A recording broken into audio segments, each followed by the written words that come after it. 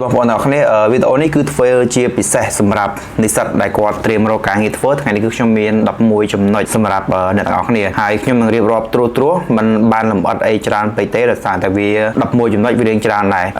កន្លែងនេះគឺខ្ញុំលើកយកមកសម្រាប់ចំហ្មងសម្រាប់ Junior Android Application Developer អញ្ចឹងអ្នកដែលមិនមែនជាចាប់អារម្មណ៍ខាង Mobile App ឬក៏ Android Developer អាចស្ដាប់លេខទៅដើម្បីយក concept apply ទៅនឹងអ្នកខាង IT programmer ជំនាញផ្សេងដូចជា web development server side development AI development ឬក៏ខាង mobile app តាមតែ technology ផ្សេងដូចជា iOS Flutter ហ្នឹងអញ្ចឹងនៅក្នុងនេះគឺទី1គឺ self introducing អញ្ចឹង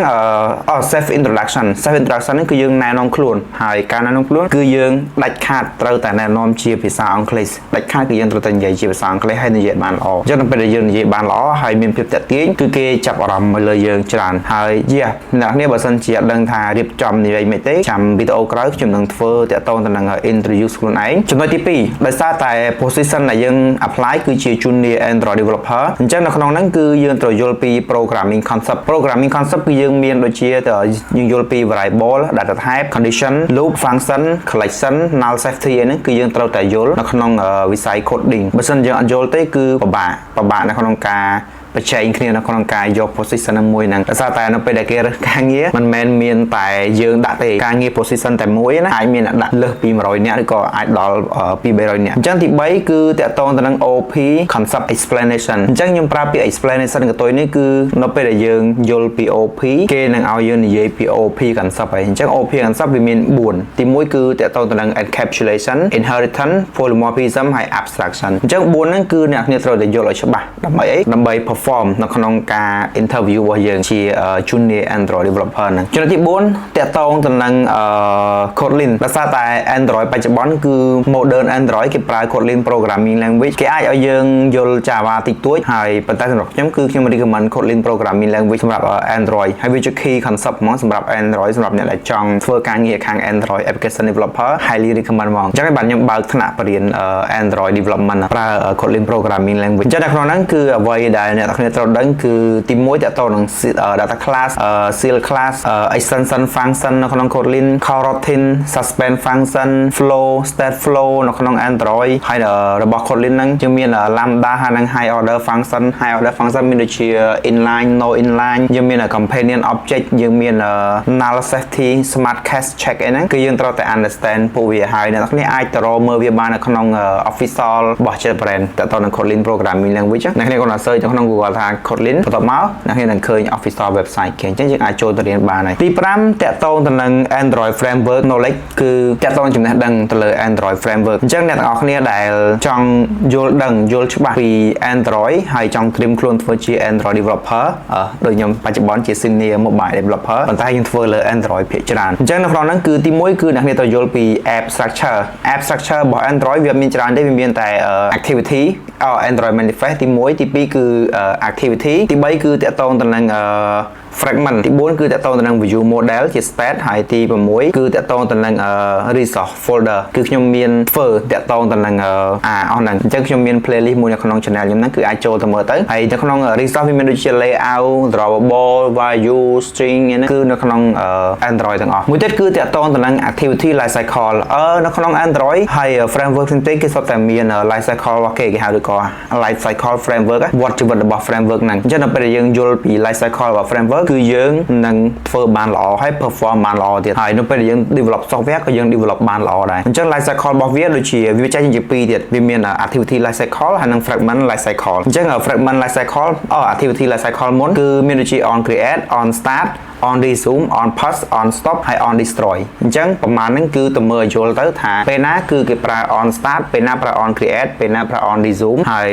ខ្ញុំក៏មានវីដេអូបរិញ្ញាហ្នឹងដូចគ្នានៅក្នុង channel ហ្នឹងគឺអាចចូលទៅមើលទៅនៅក្នុង playlist មួយដែលមានឈ្មោះថា Android development អញ្ចឹងនៅក្នុងនេះគឺយើងមានតាក់ទងមួយទៀត fragment life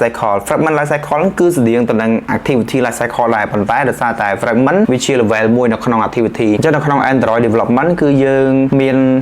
មួយចំនួនរៀង ច្រើនជាង activity ជាមាន on create view on view create on create on start on resume on pause on stop on destroy អញ្ចឹងវារៀងខុសគ្នាមួយ activity បន្តិចទេប៉ុន្តែការ process ដំណើរការវាគឺវិលជុំដូចគ្នាប្រើពាក្យ life cycle គឺវិលជុំអញ្ចឹងដល់ពេលដែលវាវិលជុំអញ្ចឹងគឺយើងធ្វើ implement តាម business តាម screen របស់យើងជាក់ស្ដែងនៅពេលយើងធ្វើ mobile app ហើយមួយទៀតតកតងទៅនឹង intent យើងត្រូវតែចេះintent នៅក្នុង Android ព្រោះហ្នឹងវាជាអ្នកដែលផាស data ឆ្លងពី screen មួយហើយវាជាអ្នកហៅឆ្លង application នេះគឺយើងប្រើ intent ទាំងអស់អញ្ចឹងនៅក្នុង intent ហ្នឹងគឺមាន start activity យើងមាន ផាស data យើងមាន open camera gallery open setting ហើយនិង open app គេផ្សេងនៅប្រើ deep link ហ្នឹងគឺយើងប្រើ intent នៅក្នុង Android application development ទី6តកតងទៅនឹង design concept គឺយើងរើសយក material design 3ដោយសារតែបច្ចុប្បន្នហ្នឹង app ដែលប្រើមួយ Jetpack Compose ដែលប្រើមួយ Android គឺគេប្រើជាមួយ material 3 design អញ្ចឹងនៅក្នុងហ្នឹងគឺអ្នកនាងត្រូវដឹងថាទី1ខ្ញុំចែកវាជា2 block នៅក្នុងហ្នឹងយើងមាន what to know ហើយនិង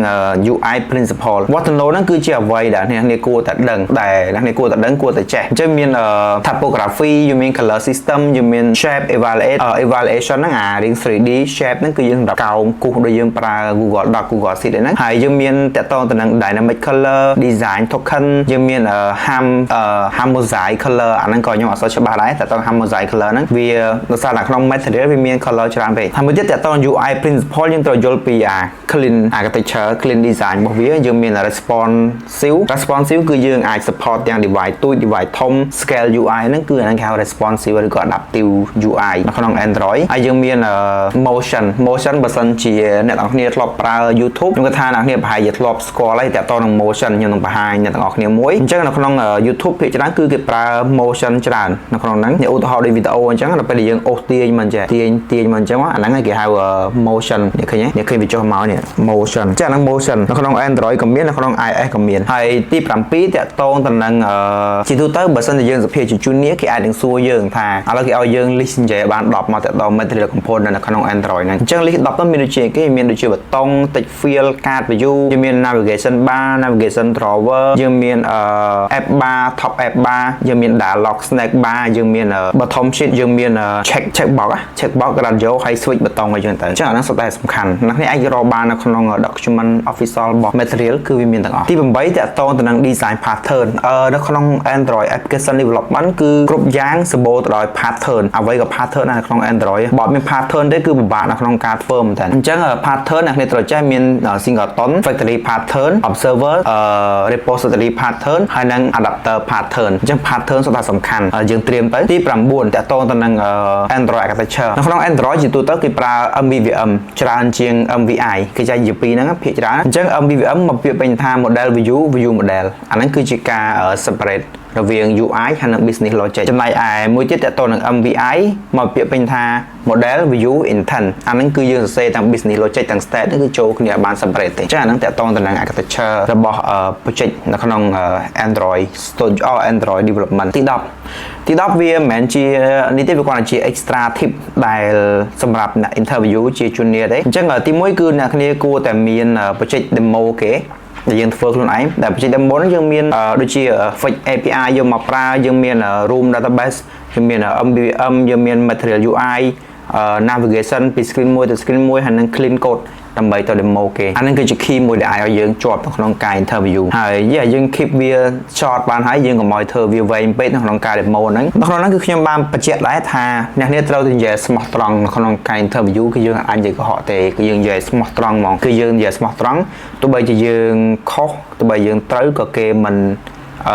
យកទោសអូដំណើរយើងដែរនិយាយទៅកុំឲ្យកុហកគេវាអត់ល្អទេហើយទី11គឺខ្ញុំណែនាំឲ្យគ្នាអនុវត្តចំណុចទាំងអស់ហ្នឹងឲ្យបាន15ទៅ30ថ្ងៃប៉ុន្តែ15ទៅ30ថ្ងៃវា rush ពេកអាច estimate ពី3ខែទៅ6ខែទៅដើម្បីត្រៀមខ្លាចជា junior Android developer អញ្ចឹងទាំង11ចំណុចនេះខ្ញុំគិតថាវាស័ក្តិសមហើយសម្រាប់ខ្លាចជា junior Android developer trongវីដេអូនេះខ្ញុំមានតែប៉ុណ្្នឹងទេអ្នកនរគ្នាបើសិនជាចម្ងល់អី comment នៅខាងក្រោមហើយជួបគ្នានៅវីដេអូក្រោយបាយបាយ